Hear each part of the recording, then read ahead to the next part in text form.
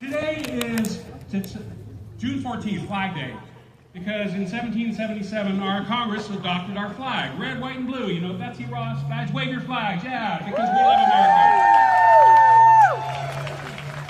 America. It's also the birthday of the U.S. Army, because in 1775 they created the Army, a group of citizen soldiers. And who did the citizen soldiers go up against? The king.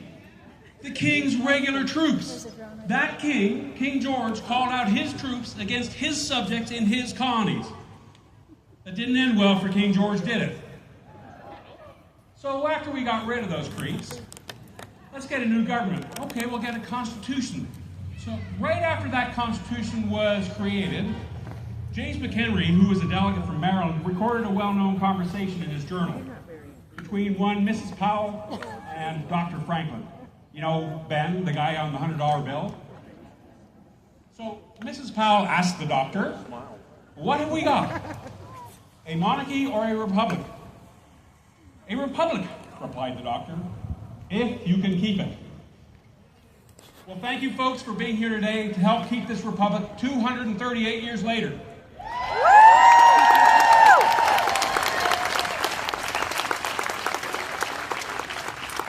It takes dedication, it takes hard work, and sometimes it even takes sacrifice to help keep this republic. Many have paid the ultimate sacrifice to help keep this republic. Let's not let that be in vain. So, along with the Constitution, they also gave us a Bill of Rights, the first 10 amendments. Some of us know some things about that, you know, due process, things like that. Second Amendment, everybody in Idaho loves the Second Amendment, right? So, but what about the First Amendment? Here we are, assembling peaceably to ask for redress of our grievances. So what are our grievances? I'm going to get to that in just a moment. So like Elmer said, my name's Tom Eckert. I was a lawyer in Idaho for a long time, mostly over there in the Bannock County Courthouse. I worked both sides of the courtroom. I did prosecution, I did defense, so I know a little bit about due process and about the administration of justice. And what we're seeing today is that is going down the tubes right now. So, I got to look at my notes from time to time here. So, in 1787, when Franklin spoke those words about keeping the republic, he was 81 years old. And what had those old birds been worried about? Tyranny, right? How do we prevent tyranny with the new government? So we're going to set up this system, we're going to make these divisions, and we're going to have the different divisions kind of work together, but also keep each other in checks and balances, right? So nobody gets too powerful. That was the whole idea. Remember, they understood that we have a universal human problem. Unfettered greed, lust for power and influence. So how do we deal with that? Nobody gets too much power. That was the idea. So right now, we have a government that seems to want to do away with that idea. So here we are exercising our First Amendment rights. Let me give you a list of grievances. It's pretty lengthy. I'm going to start with Article 1. The legislature. They are supposed to be the ones that hold the power of the purse. They've kind of given that up, haven't they?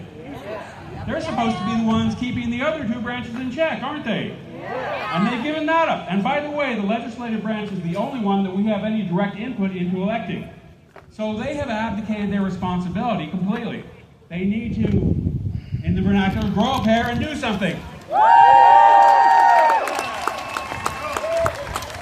So what about Article 3, the judiciary?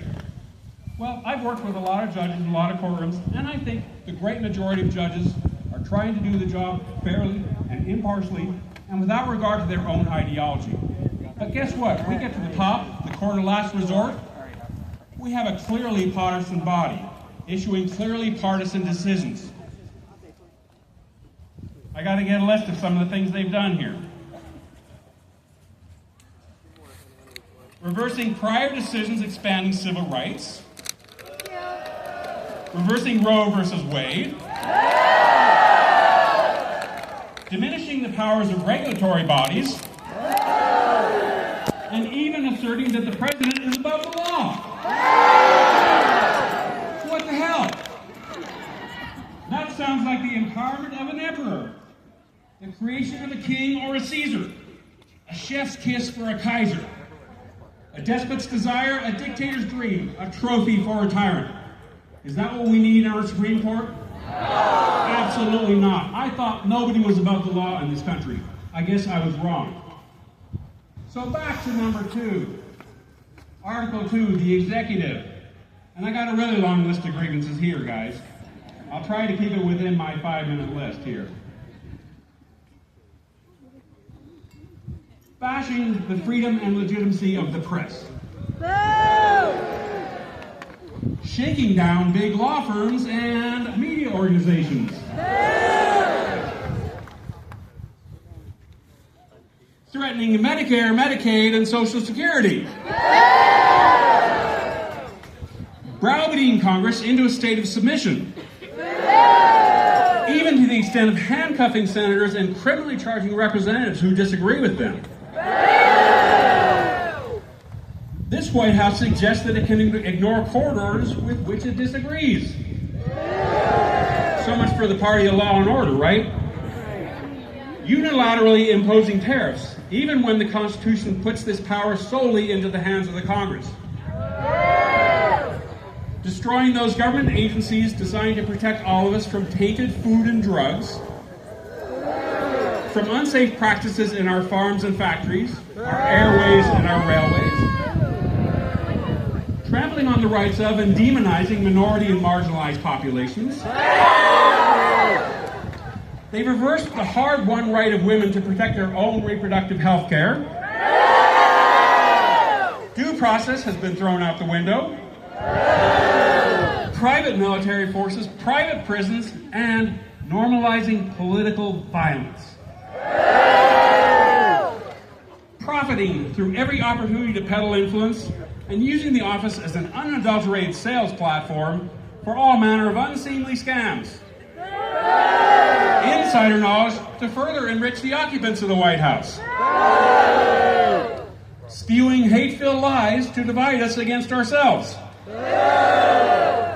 And this one's a really big one, eroding respect for the rule of law by pardoning felons in his orbit, by practically selling pardons, and by pardoning the violent criminals who sought to overthrow the government while he watched on TV. And, not least of which, calling out troops to suppress domestic dissent. Hey, King George, how did that work out for you? So what do we, the people, do to keep this republic? How do we keep it? We assemble peaceably. We chant, we march, we dance, we sing. We wave our American flags. We wave our placards and our banners. We complain loudly, we complain specifically. We petition for redress with our written word and our spoken word and our actions. We stand together. We stand with our neighbors when they are tyrannized. We remember the struggles of the past when it comes to defending this republic. And we can take courage in those. We find courage in the example of those true patriots, then and now, who strive to advance that notion, liberty and justice for all.